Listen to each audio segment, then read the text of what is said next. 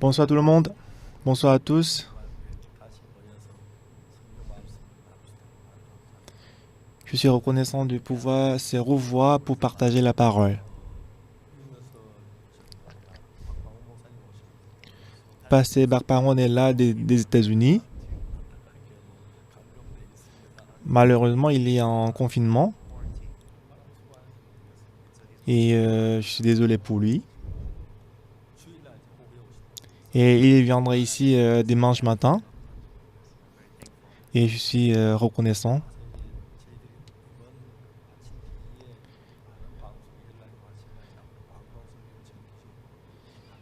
Et juste après le séminaire de la Bible en ligne, il y avait beaucoup de stations de télé qui m'ont contacté pour diffuser mon sermon. Donc du coup, je vais donner les sermons périodiquement. Et Pasteur Barparon, il viendra ici pour m'interpréter.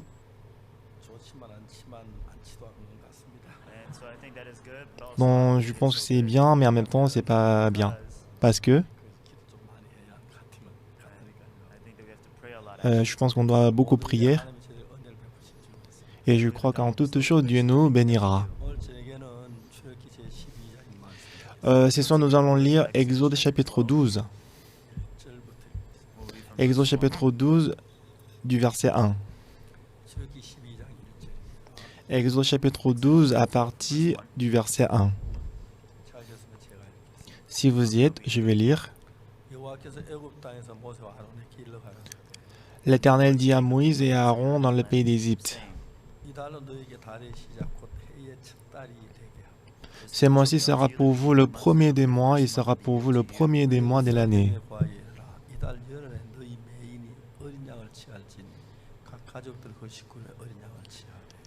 Parlez à toute l'assemblée d'Israël et dites, le 10e jour de ce mois, on prendra un agneau pour chaque famille, un agneau pour chaque maison.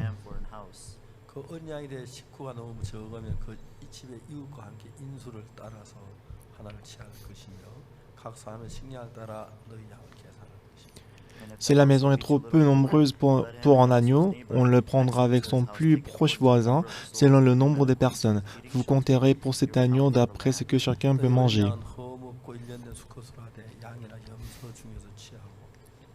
Ce sera un agneau sans défaut, mâle, âgé d'1 an. Vous pourrez prendre un agneau ou un chevreau.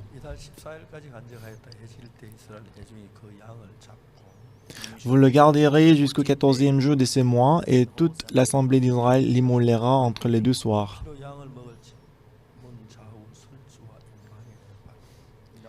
On prendra de son sang et on en mettra sur les 2 poteaux et sur les linteaux de la porte des maisons où on les mangera. Cette même nuit, on en mangera la chair rôtie au feu. On la mangera avec des pains sans levain et des herbes amères. Vous ne les mangerez point à demi-cuit et bouilli dans l'eau, mais il sera rôti au feu avec la tête, les jambes et l'intérieur. Vous n'en laisserez rien jusqu'au matin, et s'il en reste quelque chose le matin, vous le brûlerez au feu.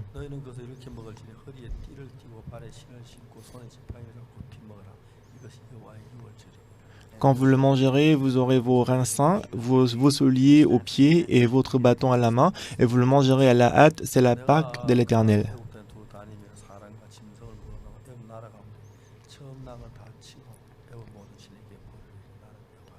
Cette nuit-là, je passerai dans le pays d'Égypte et je frapperai tous les premiers-nés du pays d'Égypte, depuis les hommes jusqu'aux animaux, et j'exercerai des jugements contre tous les dieux de l'Égypte, je suis l'Éternel. Nous allons lire aussi verset 13. Verset 13.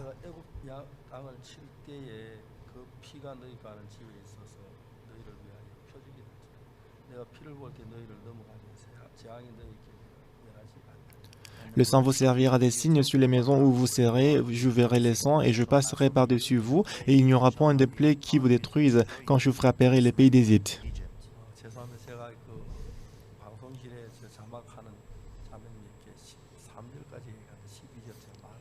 Je suis désolé, en fait, je devais dire à la personne qui est en charge des sous-titres, je devais dire jusqu'au verset 13, mais j'ai dit plutôt jusqu'au verset 12.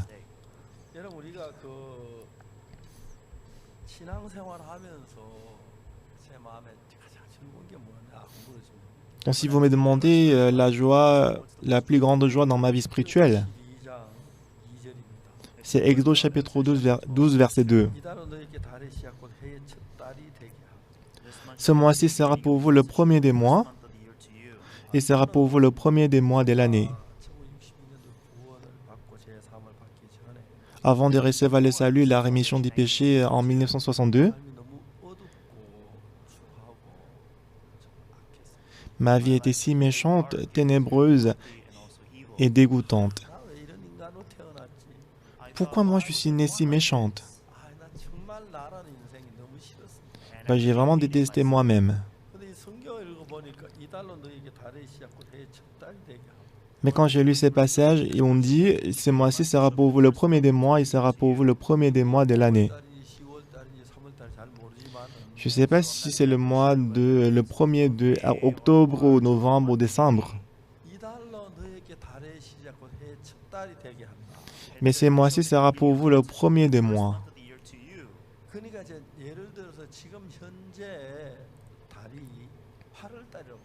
Donc disons qu'on est en août. Supposons qu'on soit en août. Mais si ce mois sera pour vous le premier de l'année, le mois de l'année, ça veut dire que ce que je fais jusqu'à présent, jusqu'en août, c'est rien du tout. Quand j'écoutais ces paroles, j'étais très joyeux.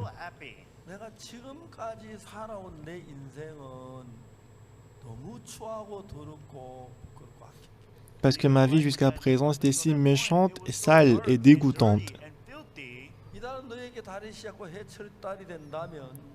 Mais si ce mois-ci sera pour vous le premier des mois, le premier des mois de l'année, donc peu importe ma vie passée, donc ça veut dire à partir de ces mois, on va calculer notre vie, regarder notre vie. Ah, c'est ça le commencement maintenant. Tout ce que j'ai vécu jusqu'à présent, c'est rien. Donc les méchancetés que j'ai faites jusqu'à présent, les sales choses que j'ai faites, le mal que j'ai fait, ah, tout cela c'est annulé, c'est rien du tout.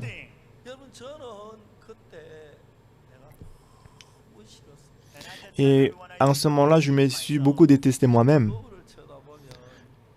Quand je me regardais à travers le miroir, donc je me disais, tu es vraiment méchant. J'ai crié à moi-même, Uxupak, t'es si méchant et abominable.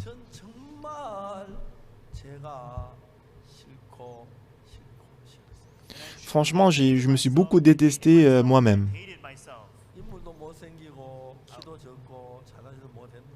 J'étais méchant, j'étais laide, j'étais court détail. Mais au-dessus de tout, mon cœur était si méchant et sale. Souvent, quand je me regardais à travers les miroirs, je lui disais à moi-même, tu es méchant. Tu es sale. Tu es sale! Et je criais comme ça à moi-même.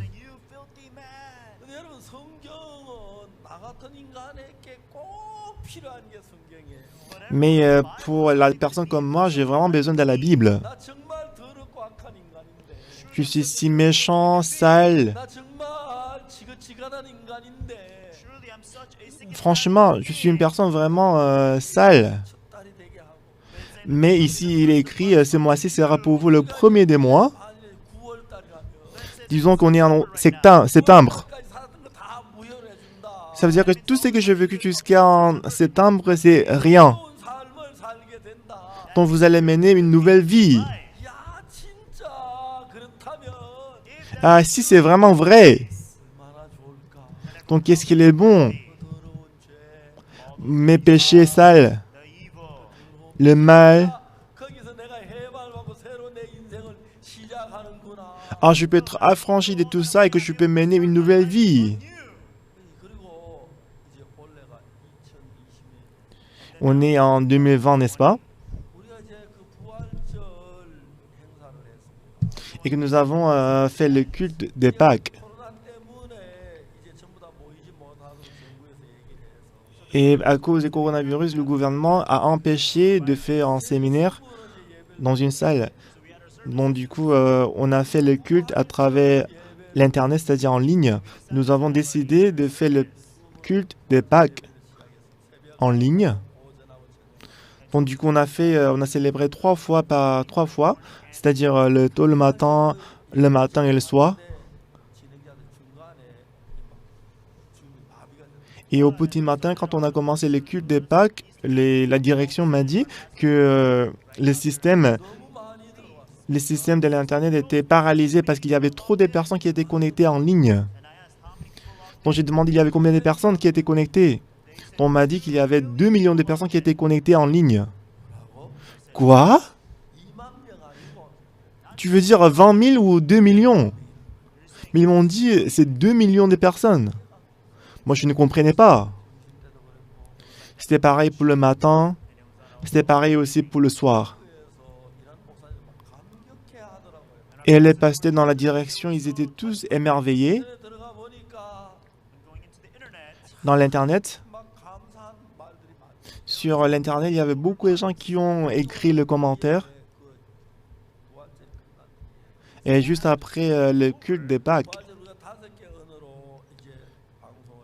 pour le culte des Pâques, on avait traduit le sermon en 5 langues. Anglais, chinois, espagnol, français et en Russie, en russe.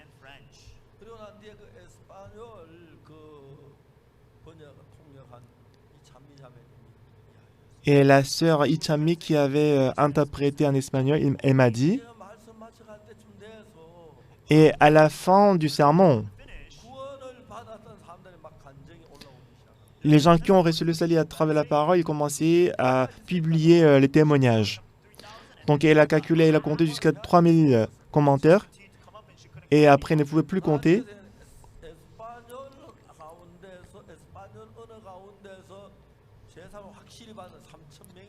Et après, on m'a informé que parmi les gens qui parlent espagnol, il y a plus de 3000 personnes qui ont reçu le salut.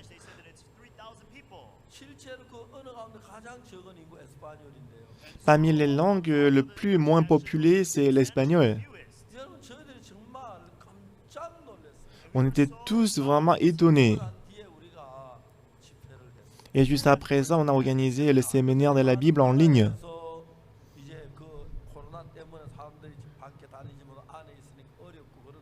Et dans beaucoup de pays, à cause du coronavirus, beaucoup de gens étaient confinés. Alors, pour consoler ces gens de personnes, on voulait les consoler à travers la parole.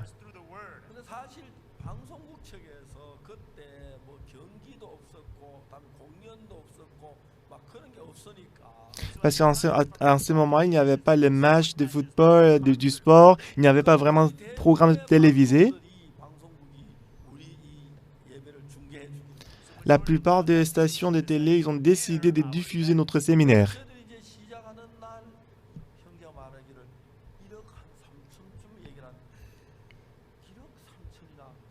Alors, quand on a préparé le séminaire, il y avait des pasteurs qui m'ont dit qu'il y aura à peu près 100 millions de personnes qui vont suivre le séminaire. Et ensuite, le lendemain, on dit 300 millions. Je ne pouvais pas y croire. Je lui ai demandé comment est-ce que en 100 millions, 130 millions de personnes peuvent regarder les séminaires de la Bible. Mais ça a commencé à augmenter continuellement le lendemain. 200 millions, 300 millions, 500 millions. Ils ont dit que c'est vrai. Et après, c'est augmenté jusqu'à 900 millions.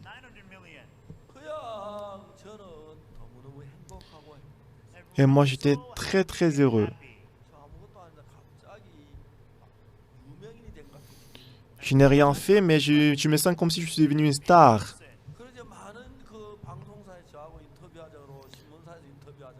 Alors, il y avait beaucoup de journaux et stations de télé qui m'ont demandé de faire l'interview. Et à travers l'Internet, je pouvais aussi raconter de mon cœur. Alors, bien-aimé, qui est Dieu? Dieu n'est pas l'être humain. Si Dieu est comme nous, l'être humain, c'est nous qui devons recevoir la destruction totale. Mais Dieu, afin de nous sauver, il a mis tout son cœur pour nous sauver.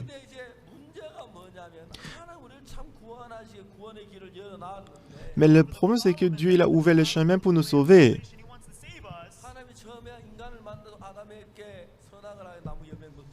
Lorsque Dieu a créé Adam et Ève, il avait défendu de manger le fruit de la connaissance du bien et du mal. Il a dit, vous pouvez manger tous les fruits dans le jardin d'Éden. Cependant, tu ne mangeras pas le fruit de la connaissance du bien et du mal. Le jour où tu en mangeras, tu mourras.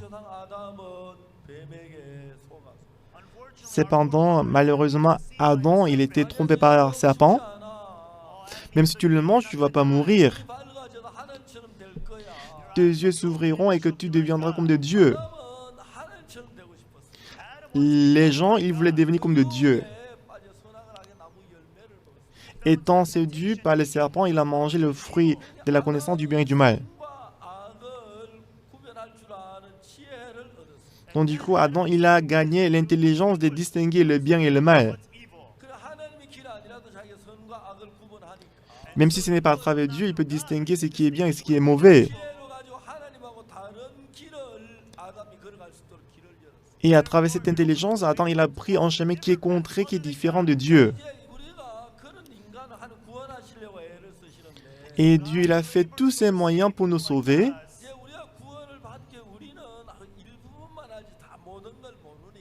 Pour nous, on ne connaît qu'une seule partie, on ne connaît pas l'entier. Alors si on peut accepter la parole de Dieu en tant que telle qu'elle est, pas la foi.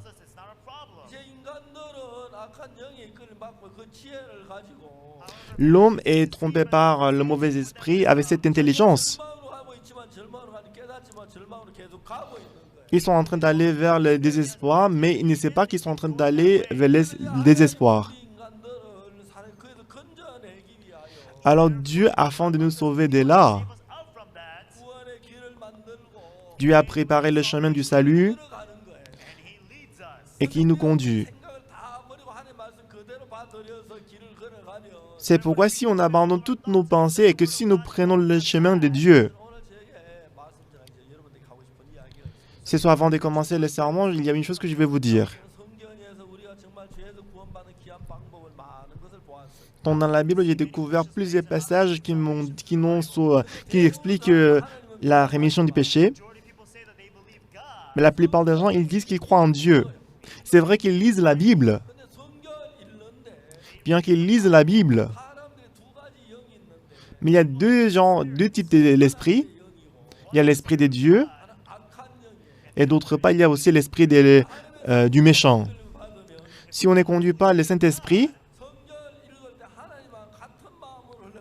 quand on lit la Bible, on peut avoir le même que Dieu. Au contraire, si on ne conduit pas le mauvais esprit, même si nous écoutons physiquement la parole de Dieu, mais le mauvais esprit va nous conduire pour que nous soyons contraires à la parole de Dieu. Beaucoup de gens ouvrent la Bible, ils lisent la Bible. Bien qu'ils disent qu'ils croient en Dieu. Mais si on ne découvre pas le cœur de Dieu véritablement dans la Bible, on va toujours prendre notre chemin. Alors le plus grand problème ici, alors pour moi d'être sauvé et aller au ciel, alors la pensée que Satan nous a donnée, je dois faire du bien, je dois être sincère, je dois m'arrêter de commettre le péché, je dois prier, je dois me repentir. Satan nous a donné ces genres de pensées.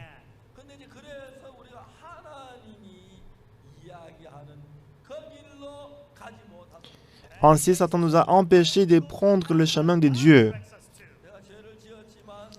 Même si je commets le péché, Si je prie, si je mène une vie sincère, Dieu va m'accepter. Donc si je travaille diligemment, Dieu va m'aider. Donc si je prie beaucoup, Dieu va me bénir. Nous sommes plongés dans ces genres de pensées. Quand je suis allé au Vietnam, j'ai rencontré un pasteur un peu connu, et j'ai entendu qu'il était en prison à cause de l'évangile pendant longtemps, et que c'était un pasteur très connu, et il est venu me rencontrer, et on s'est causé, et ensuite on a parlé du salut, et je lui ai demandé, est-ce que vous êtes prêt d'aller au ciel? Et il m'a dit,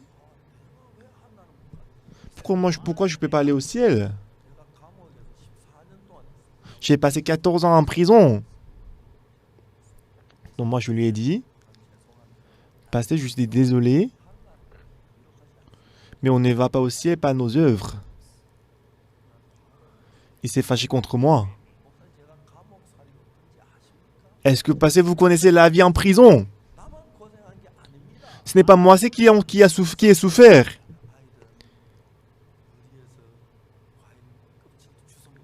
Mes enfants, ils ont ramassé la peau des fruits pour manger dans la rue. Et ma femme, elle a mené la vie des mendiantes. Et la vie en prison, c'était vraiment souffrante. Parce que tu as une fois passé 7 ans ou 14 ans en prison. C'est vraiment, c'est effrayant. Mais tu me dis maintenant que je ne peux pas aller au ciel. Pasteur, on ne peut pas aller au ciel par nos œuvres. Pasteur, es-tu allé en prison à cause de Jésus-Christ? Je ne suis pas encore allé en prison à cause de Jésus-Christ. Cependant, on ne peut pas aller au ciel par les œuvres. Donc on ne s'entendait pas.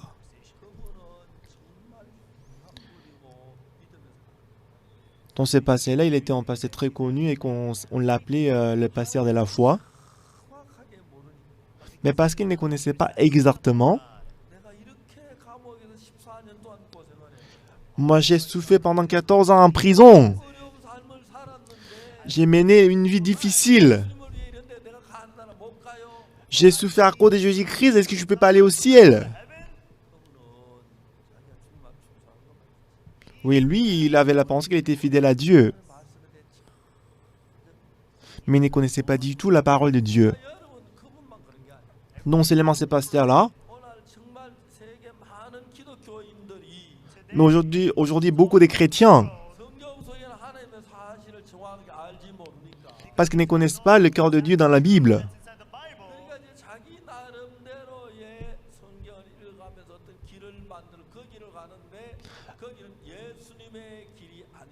Alors ils ont créé leur propre chemin dans la Bible, mais ce n'est pas le chemin de Jésus-Christ. Aujourd'hui, nous avons lu le passage concernant la Pâque.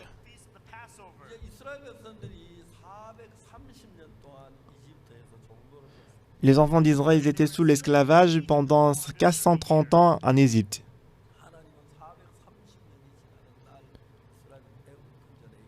Et au bout des 430 ans, Dieu a décidé de sauver le peuple d'Israël de l'Égypte.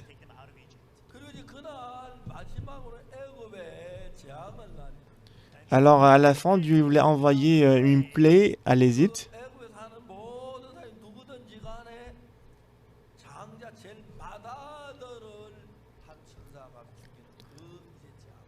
Alors la plaie que Dieu voulait envoyer en Égypte, c'était tuer tous les premiers-nés, qui qu'ils soient.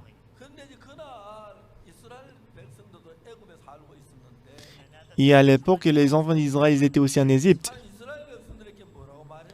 Qu'est-ce que Dieu a dit au peuple d'Israël?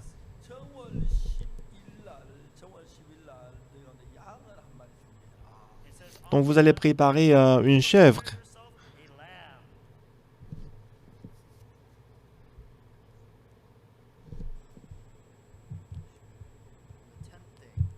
Le dixième,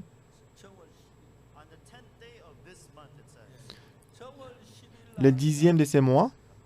Donc vous allez préparer un agneau jusqu'au dixième de ces mois. Donc vous allez préparer cet agneau et vous le garderez jusqu'au 14e jour de ces mois. Donc vous allez l'immoler au 14e jour de ces mois. Entre les deux soirs, on prendra de son sang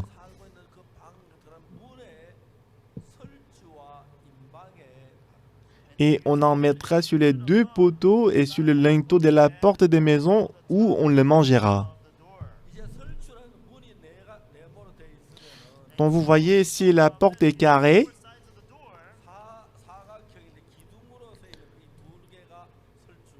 donc il y a deux, et la porte c'est bien carré, et que le pilier horizontal on appelle le poteau, et vertical c'est linteau. Mais ce sont des mots qu'on n'utilise plus aujourd'hui. Aujourd'hui, il n'y a pas beaucoup de gens qui ne connaissent pas ces mots poteau et linteau.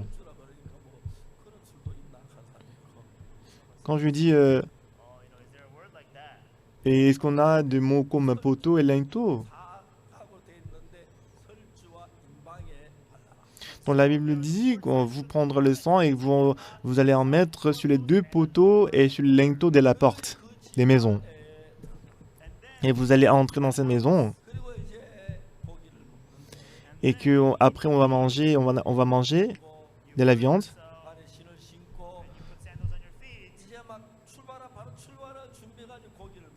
Donc vous allez manger avec le soulier au pied et bâton à la main. Vous devez être prêt à partir.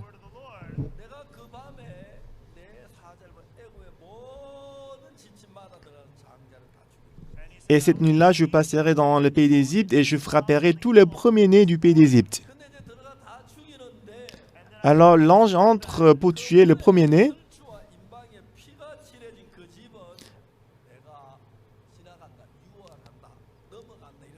Mais il a dit, si je vois le sang sur les poteaux et linteaux de la porte, moi je passerai par-dessus. Moi je vais passer. Donc en anglais on dit pass over, c'est-à-dire en français passer par-dessus.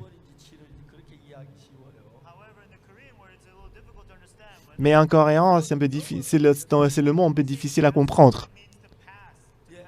Passer par-dessus, ça veut dire quoi? C'est passer. C'est sauter, n'est-ce pas? Sauter.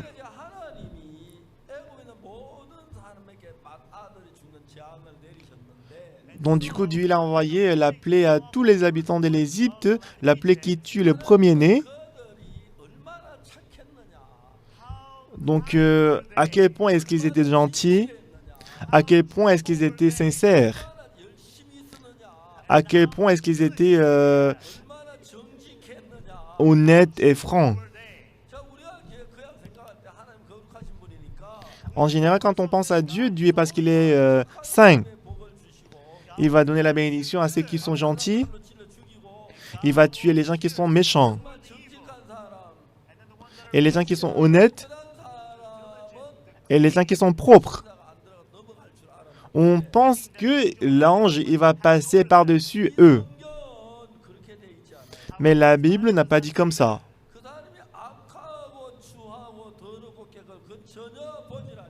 Qu'ils soient méchants, gentils, honnêtes, ils ne le voient pas.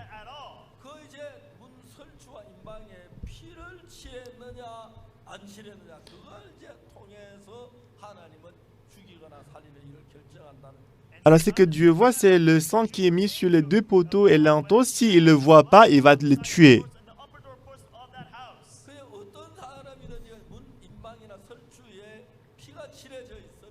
Alors qui qu'il soit, s'ils ont mis le sang sur les poteaux et linteaux de la porte,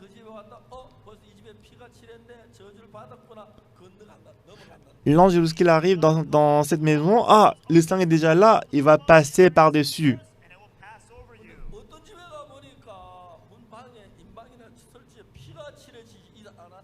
Donc, lorsque l'ange est arrivé dans quelques maisons, il n'y avait pas le sang, il n'y avait pas du sang sur les poteaux et linteaux de la porte. Oh, dans ces maisons, je ne vois pas le sang sur les poteaux et des linteaux. Oh, donc, ça veut dire que le premier-né dans cette maison, il va mourir. Bah, peut-être ils ont mis juste un peu du sang, il va vérifier en détail, précisément. Il a vérifié, mais il n'y avait pas du tout le sang. Dans ces cas, l'ange, il ouvre la porte, il entre dans la maison, il tue le premier-né.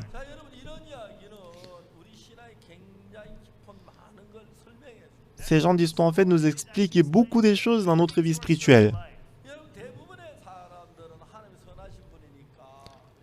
La plupart des gens, ils pensent que parce que Dieu, il est bon. Quand on est gentil, quand on est sincère, quand on est honnête, peut-être que Dieu va nous bénir. Et les gens, ils pensent qu'ils vont être bénis s'ils sont gentils, ils sont bons.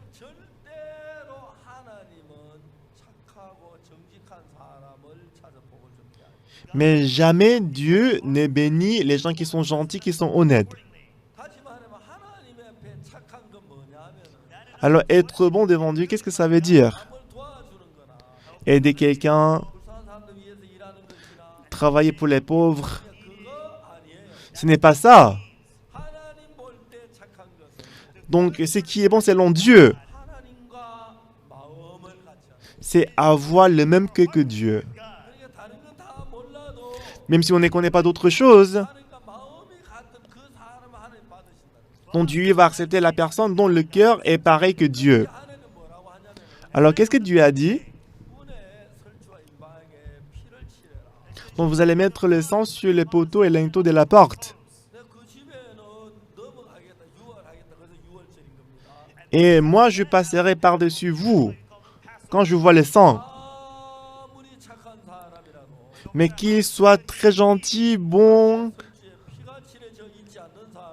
mais s'il n'a pas encore mis le sang sur les poteaux et linteaux de la porte, l'ange, il va ouvrir la porte et qu'il va tuer le premier-né de la famille.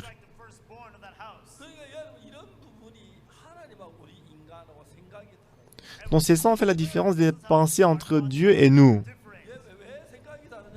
Pourquoi la pensée est différente? Aujourd'hui, il y a beaucoup de gens qui pensent qu'ils sont gentils, qu'ils sont bons. Mais le bien qu'ils ont à avoir, à quel point est-ce que le bien peut les rendre bien, bons? Parce qu'aux yeux de Dieu, c'est différent. Une fois quand j'étais à Padon des Dégoûts, une fois j'ai prêché la parole.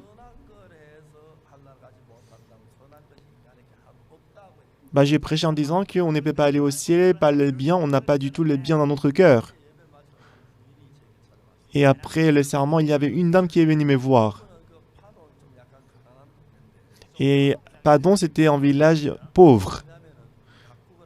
Et elle avait une pharmacie.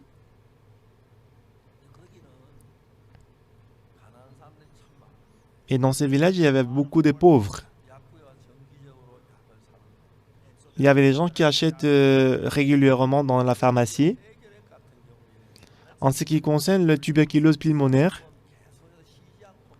on doit prendre le médicament sans cesse, continuellement.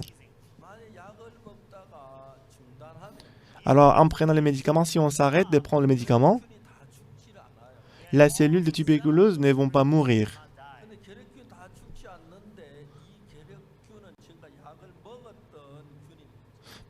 Mais si on arrête de prendre le médicament alors que le tuberculose n'est pas encore mort, parce qu'ils ont déjà expérimenté le médicament,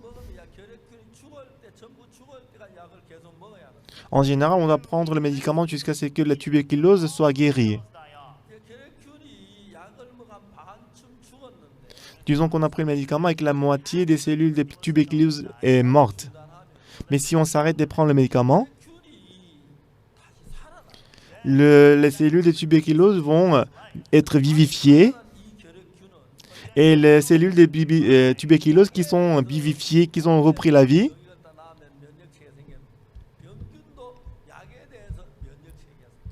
Donc, comme si, en fait, c'est même ces cellules de tuberculose avoir l'anticorps, le système immunitaire contre le médicament. Ce qui fait que même si cette personne prend le médicament après, il ne peut pas être guéri. Il y a beaucoup de gens qui sont comme ça.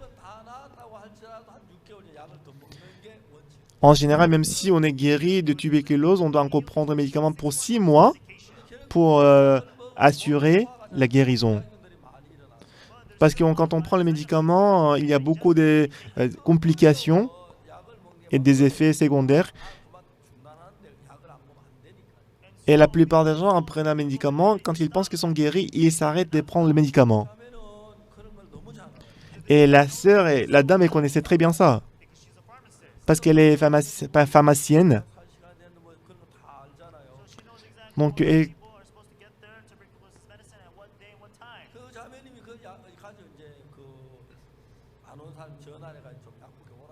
alors, elle, en général, parce qu'elle connaît tout le monde qui ont le tuberculose, elle les appelle pour dire qu'il faut prendre le médicament.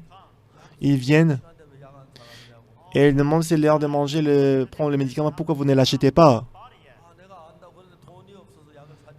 Bah, je sais, mais je n'ai pas d'argent, c'est pour ça que je ne pouvais pas acheter les médicaments. Même si vous n'avez pas d'argent, il faut prendre le médicament pour la tuberculose.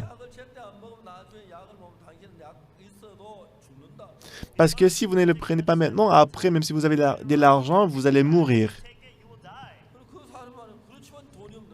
Mais cette personne dit, mais j'ai pas d'argent, comment est-ce que je peux faire? Donc la dame, elle donne gratuitement les médicaments à la personne. Elle dit, tout d'abord, il faut être vivant. Et après, si tu auras d'argent, tu me payeras après. Mais quand elle donne des médicaments, elle ne peut pas recevoir de l'argent. Alors, elle m'a demandé, est-ce que ce n'est pas bien, ce n'est pas bon? Bah, je lui dis, bah, c'est bon. Mais qu'est-ce que la Bible dit, la dame? Si on va Genèse chapitre 6,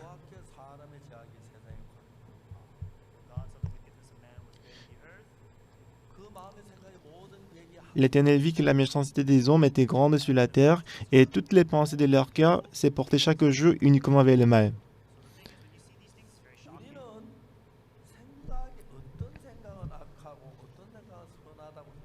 Pour nous, on pense que ces pensées-là, c'est bon, et ces pensées-là, c'est méchante. Mais sachez que la pensée de Dieu est complètement différente de la nôtre.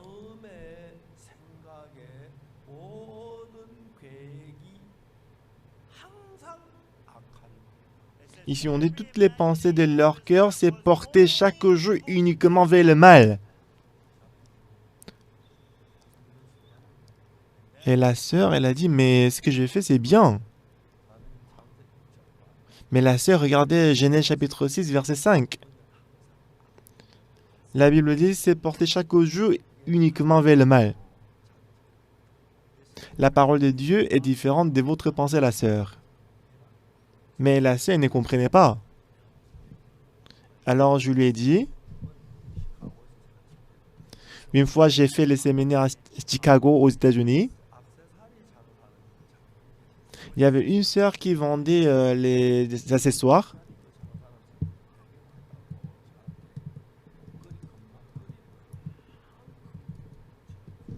Alors, puisque moi, j'étais venu là-bas pour le séminaire, elle m'a donné beaucoup d'accessoires en or. Parce que moi, je prends souvent les médicaments, l'avion.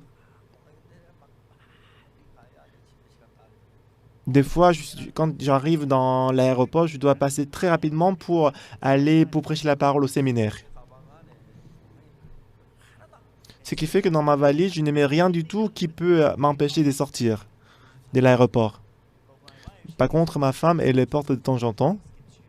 Kimchi, elle prend des kimchi.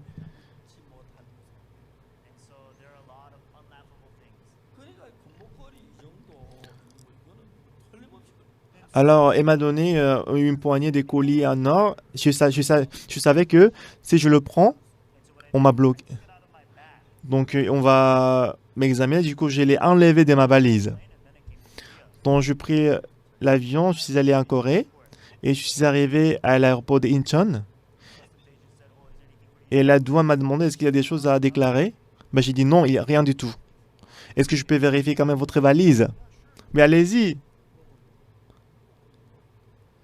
Mais il a soudainement sorti une poignée de colliers en or. Ouh là là, moi j'étais complètement embarrassé.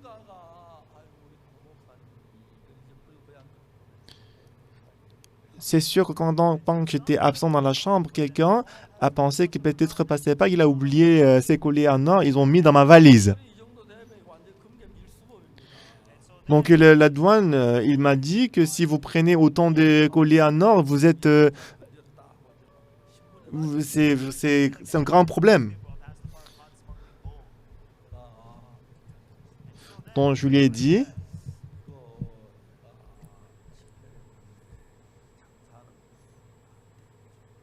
donc j'ai fait le séminaire aux États-Unis et qu'il y avait un commerçant qui m'a donné ses colliers en or, mais ce n'est pas l'or pur. Si c'est vraiment l'or pur, il n'aura pas donné ça.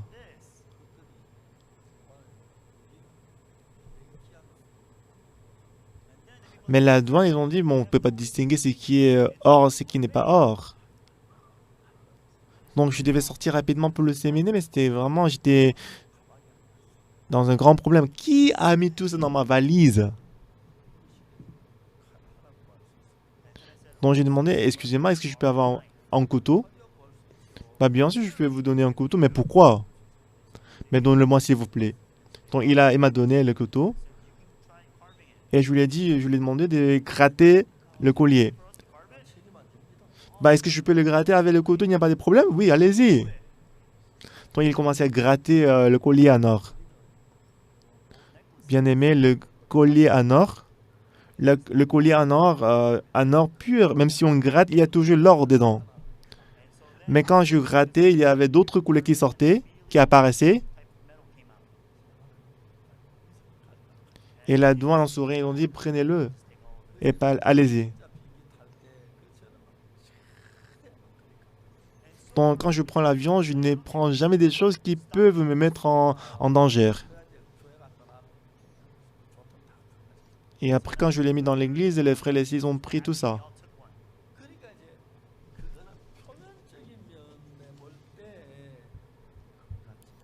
Voilà, apparemment, si vous voyez que la surface et l'apparence, c'est l'or.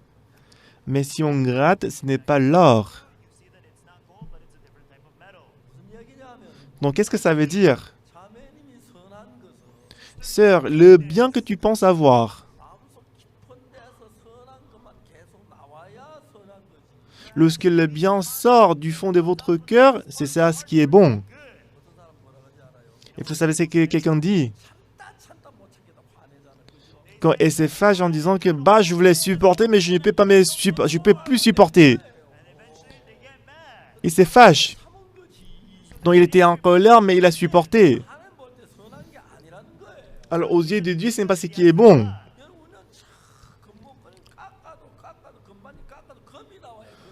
Tout le monde le collier en or pur, même si on gratte continuellement, il faut que l'or doit sortir. Il faut que l'or sorte continuellement. En ce qui concerne le bien aussi, même si on gratte continuellement, il faut que le bien sorte. En supportant, si la colère sorte. Ce n'est pas le bien, mais c'est la colère qui est plaquée du bien. Ce n'est pas du tout bien aux yeux des dieux.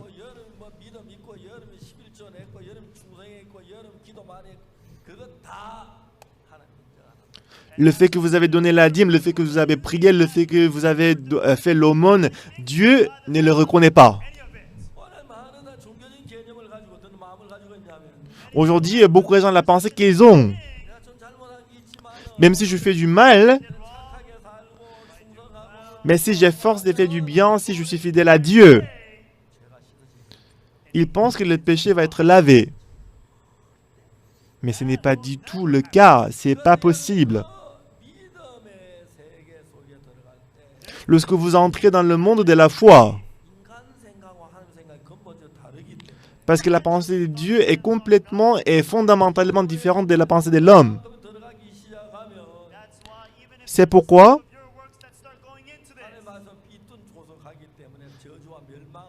une fois que vous ajoutez un peu de votre pensée, vous allez être égaré de la parole de Dieu et vous allez être maudit. Alors si nous lisons l'histoire concernant la Pâque dans l'Exode, la personne qui est connue pour sa gentillesse, les gens qui sont connus comme la personne très gentille, ils pensent, à quoi ça sert de mettre du sang sur les poteaux des linteaux? Si je suis gentil, ça va, il n'y a pas de problème. Même si je ne mets pas les sang sur les poteaux et linteaux de la porte, ça va parce que je suis gentil, je suis bon. Peut-être cette personne-là, parce qu'il a beaucoup commis le péché, il doit mettre le sang sur les poteaux. Mais au contraire, parce que je suis gentil, je suis bon, c'est pas la peine. Il y a beaucoup de gens aujourd'hui qui ont ces genres de pensées. Mais qu'est-ce que Dieu dit? Donc l'ange, il ne voit pas que si vous êtes gentil ou vous êtes méchant. Il ne voit pas non plus si vous êtes fidèle ou n'est pas fidèle à Dieu. Il ne voit pas non plus si vous êtes sincère ou n'est pas sincère.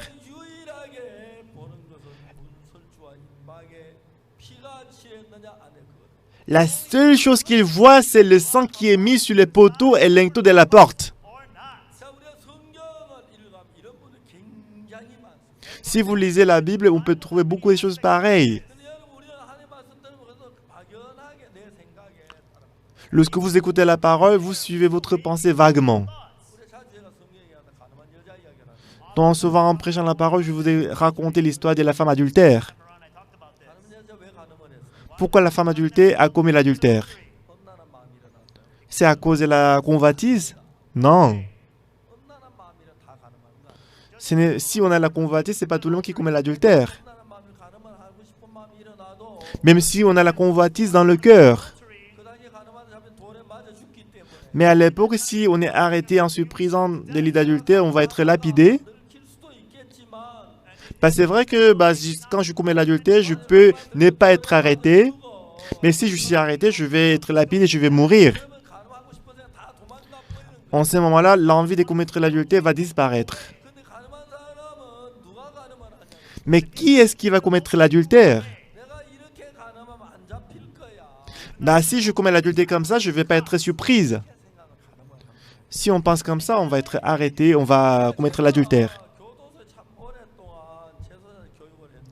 Pendant longtemps, j'ai éduqué les prisonniers en prison. Vous savez ce que les détenus et les prisonniers pensent? Pourquoi est-ce que je suis arrêté? C'est parce que j'ai volé les choses au moment où le mari est rentré à la maison. Il pense la prochaine fois, s'il change les oreilles, il ne va pas être arrêté. Cette fois-ci, je suis arrêté parce que j'avais laissé l'empreinte. La prochaine fois, si je ne laisse pas l'empreinte, je ne vais pas être arrêté.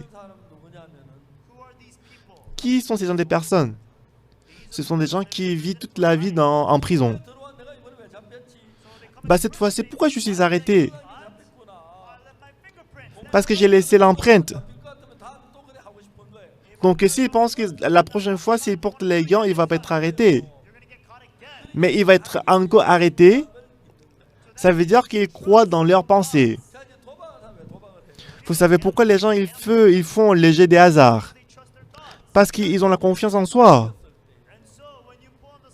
Lorsqu'ils ont tiré le poignet de la machine des sous, parce qu'il y a personne qui n'aime pas l'argent.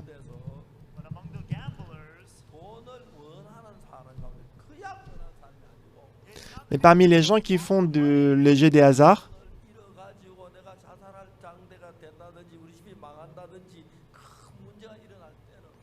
donc quand on a perdu la plupart d'argent et quand on est vraiment dans le problème.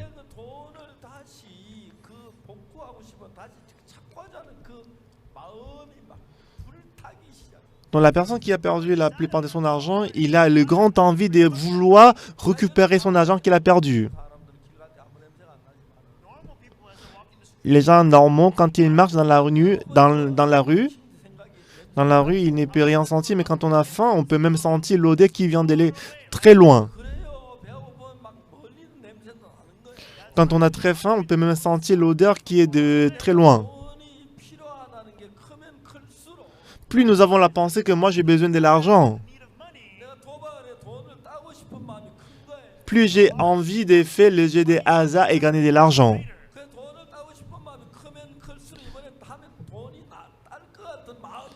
Plus nous avons l'envie de gagner de l'argent, plus nous pensons que si je fais les jeux des hasards, je vais gagner de l'argent. C'est pour ça que les gens ils font le jeu des hasards à nouveau. Ils pensent que cette fois-ci, je vais gagner de l'argent.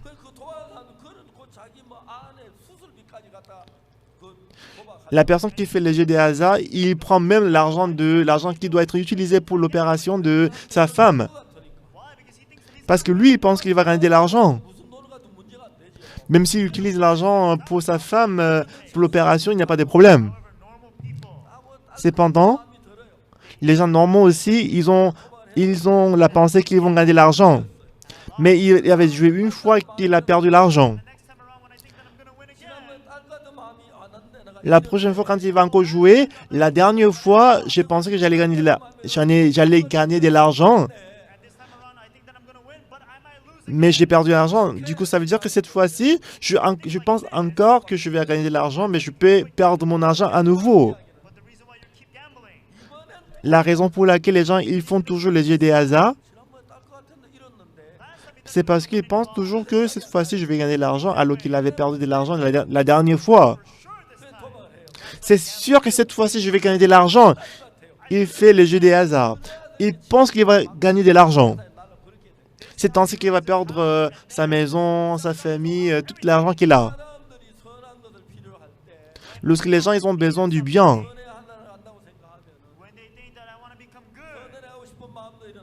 lorsque les gens pensent que si je vais aller au ciel, je dois être bon.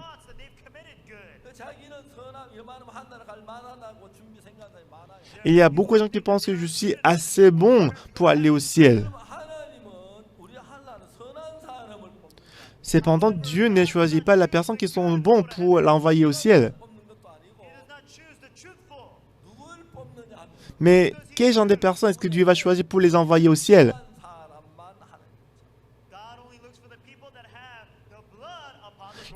Dieu cherche les gens qui ont le sang sur les poteaux et linteaux de la porte.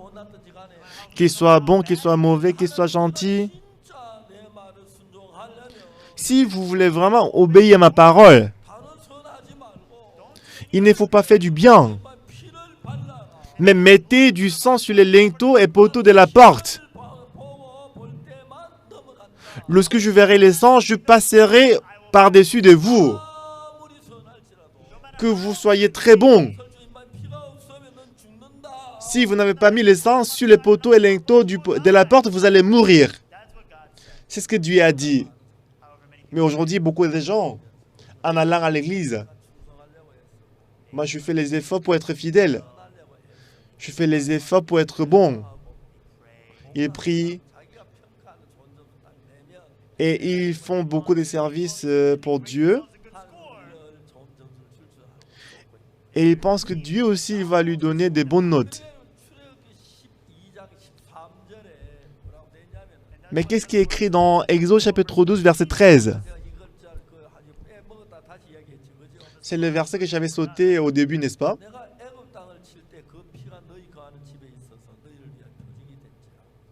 Le sang vous servira des signes sur les maisons où vous serez. Je verrai le sang et je passerai par-dessus vous. Et il n'y aura point de plaie qui vous détruise quand je frapperai le pays d'Égypte.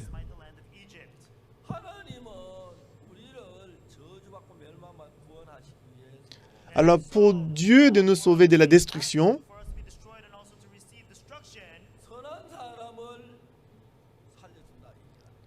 il ne voulait pas chercher plutôt les gens qui sont bons. Il va tuer tout le monde. Mais qui est-ce qu'il va sauver?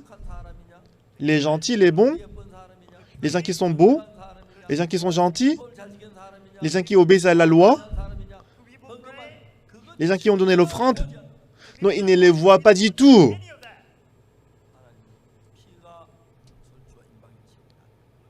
Ce que Dieu voit, c'est le sang qui est mis sur les poteaux et linteaux de la porte. Tout le monde, aujourd'hui, nous avons lu le passage biblique, n'est-ce pas? C'est vrai?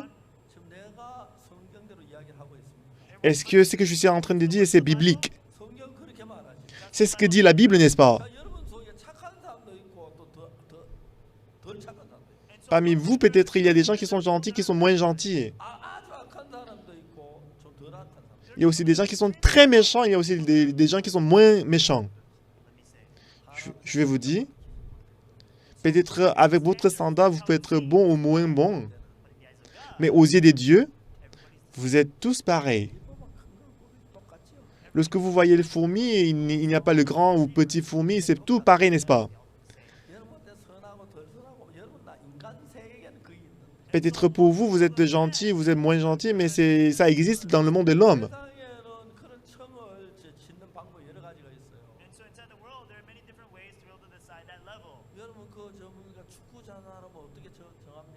Donc, dans le monde de Dieu, dans le monde de l'homme, il y a plusieurs critères par lesquels nous décidons les gens qui sont bons, qui sont gentils.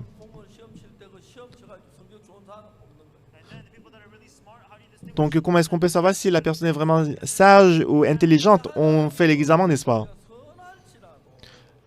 Cependant, même si on est bon, mais parce qu'on est fondamentalement méchant, avec ces biens, on ne peut pas. Avec cette honnêteté, on ne peut pas. Même si on observe 10 commandements, ça ne peut pas aller, ça ne peut pas suffire.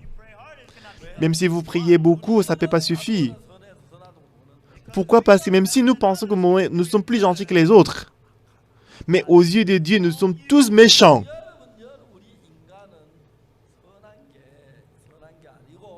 Et le bien que vous pensez avoir, ce n'est pas le bien. Donc vous avez plutôt le mal qui est plaqué en bien. Vous me comprenez? Par exemple, le collier en or. Apparemment, c'est bien sûr le collier d'or. Mais avec le couteau, si on le gratte, seulement la surface est plaquée en or. Mais si vous allez à l'intérieur, c'est soit cuivre, soit l'airain, bronze. Ce n'est pas l'or. Le vrai collier en or. Même si on gratte continuellement, il faut que l'or sorte continuellement. Amen. Mais parmi vous, les hommes, comme le collier en or pur,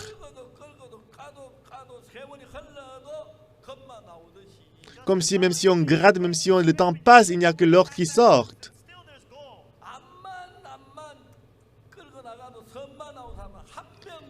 Même si on gratte continuellement, la personne par qui le bien sort continuellement, non, ça c'est pas possible, il n'y a personne qui est comme ça. Donc avec ces standards, si on voit les hommes, il n'y a que les méchants dans ce monde.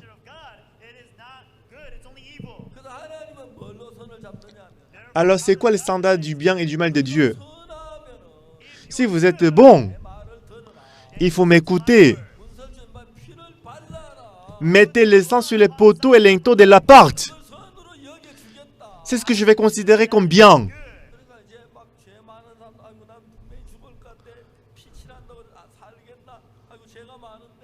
Alors la personne qui a beaucoup de péchés, ils vont penser, ah, j'ai beaucoup de péchés, même si je mets le sang sur les poteaux des linteaux, est-ce que je vais survivre? C'est comme ça qu'ils pensent.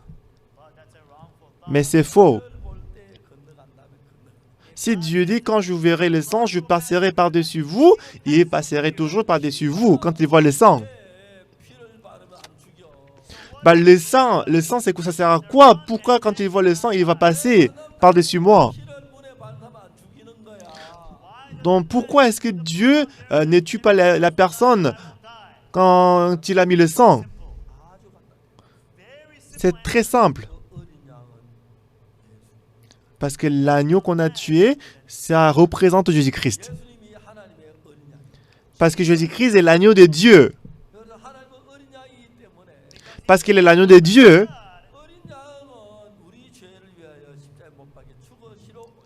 l'agneau de Dieu est venu dans ce monde pour mourir sur la croix à cause de nos péchés. Lorsqu'il a versé tout son sang et mouru sur la croix, est-ce que vous savez ce qui s'était passé? Dieu a décidé que nos salaires du péché seront finis, payés. C'est comme ça qu'il a décidé comme loi.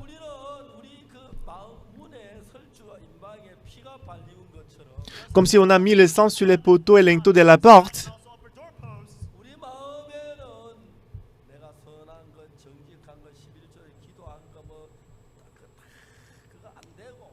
Dans notre cœur, la prière qu'on a faite, la dîme qu'on a donnée, ça ne sert à rien. Parce que nous avons commis le péché. Seulement par le sang de Jésus-Christ.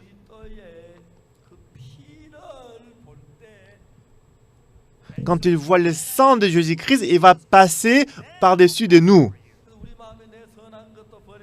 C'est pourquoi on doit abandonner le bien de notre cœur.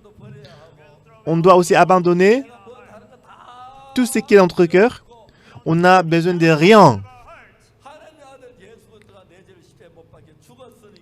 Parce que Jésus-Christ, le Fils de Dieu, il est mort sur la croix pour nous. Et à travers la mort de Jésus-Christ, tous nos péchés sont lavés. Et Dieu va me recevoir à travers le sang. C'est écrit beaucoup ce genre d'histoires dans la Bible. Si vous voyez Genèse chapitre 40, Joseph il a interprété le rêve du chef des chansons et le chef de panetier.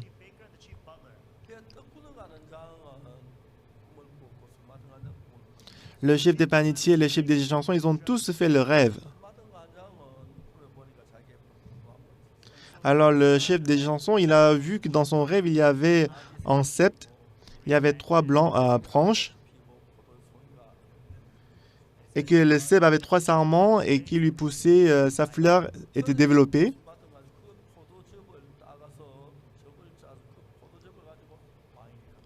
Et qu'il a pris ses raisins, il a préparé le vin et qu'il a donné ça à Pharaon. Et Joseph, il a donné l'interprétation, il a interprété ses rêves. Il a dit 3 sarments, ça représente 3 jours. Après 3 jours, le roi, il va restaurer ta position, ton poste. Ça veut dire qu'il va sortir des prisons. Le chef des chansons, il était très content. Le chef des panetiers, il a écouté à côté. Alors, il a dit que dans ma tête, il y avait 3 corbeilles de pain blanc sur ma tête. Et dans la corbeille, il y avait des mets de toutes espèces et les oiseaux sont venus pour les manger. Joseph, il a interprété ses rêves. Il dit que les 3 corbeilles représentent 3 jours. 3 jours après, le pharaon, il va te pendre en bois. Et que les oiseaux viendront pour te manger. Alors, j'ai regardé ça. Pourquoi les songes des chefs des panetiers et des chansons sont différents? J'ai compris l'interprétation. Mais comment est-ce que le chef des chansons il a retrouvé son poste alors que le chef des panetiers il a perdu, il est mort? Quand on fait la Sainte Seine, on fait la Sainte Seine avec le vin et le pain, n'est-ce pas? Le pain représente la chair de Jésus-Christ qui est mort sur la croix. Et le vin représente le sang de Jésus-Christ qu'il a versé pour nous.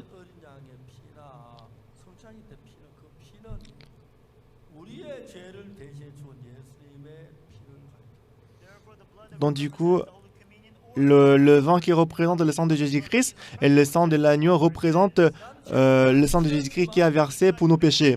Même si j'ai commis beaucoup de péchés, Donc lui, il a présenté le vin. Ah, Votre Majesté, regardez le vin. J'ai commis le péché. Mais voici le vin qui représente le sang de Jésus-Christ qui a puni, qui a payé mes dettes, mes péchés. Donc ne regardez plus moi-même, moi, ne me regardez plus, mais regardez plutôt le sang, le vin. Jésus-Christ qui est mort sur la croix à cause de mes péchés. C'est ce que ça veut dire. Donc du coup, le chef des chansons, il est sauvé. Alors que le chef des panetiers, il est détruit. Pourquoi est-ce qu'il est détruit? Oui, c'est vrai que le trois corbeilles représente le Jésus-Christ qui est mort pour nous, mais il a pensé que ce n'est pas suffisant. C'est pour ça qu'il y a ajouté les mets de toute espèce. Pour nous d'aller au ciel, on n'y va pas à travers nos biens. On n'y va pas à travers notre prière. On n'y va pas à travers notre diligence. Parce que nous avons commis le péché. On doit résoudre le problème du péché. Mais pas le seul moyen par lequel on peut résoudre ces péchés, c'est à travers le sang de Jésus-Christ. Donc le sang n'a aucun manquement pour nous envoyer au ciel. Dans Genèse chapitre 40, le rêve du chef des chansons et le sang de l'agneau qui se trouve, Exode chapitre 12, ça veut dire la même chose. Dieu, regardez ici. Le vin est ici. Le vin représente le sang de Jésus-Christ qui est versé pour nous. Oui, j'ai commis le péché. Mais Jésus-Christ a versé le sang à cause de mes péchés. Parce qu'il a versé le sang, qu'il a payé mes dettes, mes péchés sont lavés. Alors, sur quoi est-ce qu'on doit s'appuyer? On doit s'appuyer sur uniquement le sang de Jésus-Christ pour aller au ciel. Beaucoup de gens qui vont à l'église, ils disent ceci. Par son sang, on est racheté. C'est comme ça qu'ils chantent et ils prient. Après avoir chanté, ils prient « Oh Seigneur, je suis péché, pardonnez-moi ». Ça n'a pas de sens, n'est-ce pas? C'est ridicule. Il vient de dire qu'il est racheté par le sang de Jésus-Christ. Et ensuite, il dit « Je suis péché, rachetez-moi, sauvez-moi ». Ça n'a pas de sens, c'est ridicule. Pourquoi? Parce qu'il n'avait pas la véritable foi. Le sang de Jésus-Christ n'est pas une connaissance ni la théorie. Lorsque Jésus-Christ est mort sur la croix, le sang qu'il a versé sur la croix a lavé nos péchés. Alors, la raison pour laquelle on a mis le sang sur les poteaux et linteaux de la porte dans l'Ancien Testament, normalement, c'est moi qui dois mourir, mais l'agneau est mort à ma place. La mort est déjà passée par ici. Donc l'ange, il faut passer par-dessus moi. C'est ça la Pâque. C'est pourquoi pour nous d'être sauvés, je ne peux jamais être sauvé par mes œuvres. Lorsque Jésus-Christ est mort sur la croix, lorsqu'il a versé le sang, déjà en ce moment-là, Jésus-Christ a payé nos péchés, le salaire de nos péchés. Alors on peut aller au ciel à Dieu en s'appuyant sur le sang. Lorsque les sacrificateurs entrent dans le lieu saint, dans le sanctuaire, ils entrent dans le sanctuaire avec le sang. Normalement, le sacrificateur, quand il entre dans le sanctuaire, il doit être tué.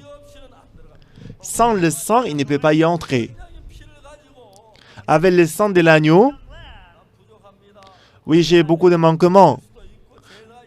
Chez le péché, j'ai commis beaucoup d'erreurs. Mais le sang de l'agneau représente Jésus-Christ qui est mort à cause de mes péchés. Le sang qu'il a versé sur la croix, parce qu'elle a lavé tous nos péchés, pour nous d'être sauvés. Le seul moyen pour nous d'être sauvés, c'est par le sang. Il y a le cantique qui dit, c'est qu'il lave mes péchés, il n'y a que le sang de Jésus. C'est qu'il lave le péché, il n'y a que le sang de Jésus-Christ. Le peuple d'Israël était sous l'esclavage pendant 430 ans en Égypte. Et après, ils sont sortis pour aller au pays des Canaan. Les gens qui peuvent aller au pays des Canaan, les gens qui ont mis le sang sur les poteaux et l'inteau de la porte. Parce que l'agneau de Jésus-Christ, l'agneau de Dieu, Jésus-Christ a versé son sang pour nous. C'est vrai que nous avons commis beaucoup de péchés.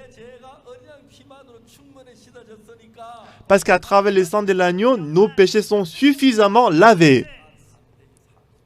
Nous pouvons vivre avec l'assurance dans notre cœur. Même si, parce que vous êtes honnête, vous êtes sincère, si vous vous appuyez sur votre sincérité et que vous n'émettez pas du sang, vous n'allez pas être sauvé. Satan, il a compliqué notre pensée. Moi, j'ai jeûné pendant 40 jours. J'étais fidèle à Dieu. J'ai prié. N'essayez pas de les présenter à Dieu. Parce que Dieu, il ne voit pas d'autre chose que le sang de l'agneau. Le sang de l'agneau représente le sang de Jésus-Christ qui est mort à notre place. C'est qu'il lave le péché. Il n'y a pas d'autre chose que le sang de Jésus-Christ. Est-ce que vous comprenez? Même si nous avons beaucoup de manquements et de lacunes, le sang de Jésus-Christ lave toutes choses. Alors, à travers l'histoire de la Pâque, en Exode chapitre 12, il nous montre le véritable chemin.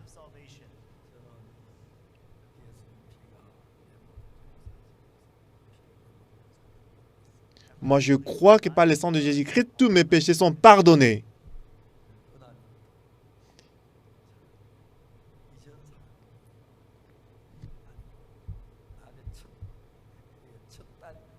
Depuis ces jours-là, ma vie passée, c'est fini. Et depuis que j'ai reçu le salut, ce mois-ci sera pour moi le premier des mois et ce sera pour moi le premier des mois de l'année. Parce que l'agneau de Dieu a lavé tous mes péchés.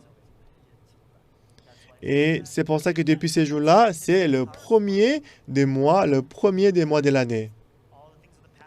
Tout ce qui est passé, tu l'as enlevé, tu l'as éradiqué, je suis né de nouveau. Vous aussi, à travers le sang de Jésus-Christ. Vous allez abandonner la prière, la fidélité, tout ce que vous avez fait pour vous. Votre péché ne va pas être lavé à travers votre fidélité, à travers votre prière. Seul le sang de l'agneau, Jésus-Christ, peut laver notre péché. La raison pour laquelle Jésus-Christ a versé le sang, il est mort sur la croix à cause de nos péchés. Il a payé le salaire de tous les péchés du monde. Et le sang de Jésus-Christ, ça prouve que tous tes péchés sont pardonnés. Alors le seul moyen par lequel on peut se présenter devant Dieu, il n'y a pas d'autre chose que le sang de Jésus-Christ. Même si vous avez un peu de bien, vous allez les abandonner, ok? Même si vous avez aidé les autres, vous allez l'abandonner parce qu'il n'y a que le sang de Jésus-Christ qui nous permet d'aller au ciel. Et voilà pourquoi Jésus-Christ, il est mort sur la croix en versant le sang. C'est le sang qui a l'expiation, qui a lavé tous nos péchés.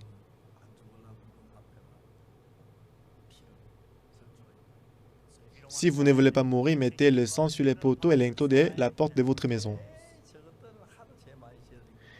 Et Oui, regardez ces gens-là, parce qu'ils ont commis beaucoup de péchés, c'est pour ça qu'ils mettent le sang sur les poteaux et linteaux. Tu sais, je sais pas comme eux, j'ai fait beaucoup de bien. S'ils ne mettent pas le sang sur les poteaux et linteaux, cette nuit-là, si on écoute le cri, ces maisons-là. Ah, j'étais vraiment gentil, j'étais bon, mais pourquoi Dieu a tué même pour mon premier-né, mon fils? Dieu n'a jamais dit qu'il va regarder s'il est bon ou pas. Il va voir si le sang est mis ou pas. Vous tous, vous avez le mémoire de votre péché. Cependant, vous devez croire au sang. Parce que le sang que Jésus-Christ a versé, il faut croire que le sang de Jésus-Christ a lavé tous vos péchés. C'est pour ça que dans la Pâque, on a tué l'agneau pour mettre le sang sur les poteaux et linteaux. Celui qui croit que le sang de Jésus-Christ a lavé tous ses péchés, il ne sera pas détruit, mais il aura la vie éternelle. Prions. Éternel Tout-Puissant, Dieu merci.